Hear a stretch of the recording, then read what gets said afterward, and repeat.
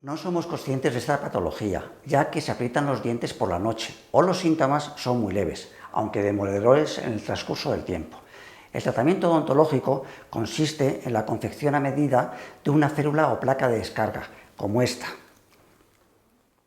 que evita que al apretar los dientes estos se desgasten y además tiene la misión de relajar la musculatura de la articulación temporomandibular, evitando que ésta duela.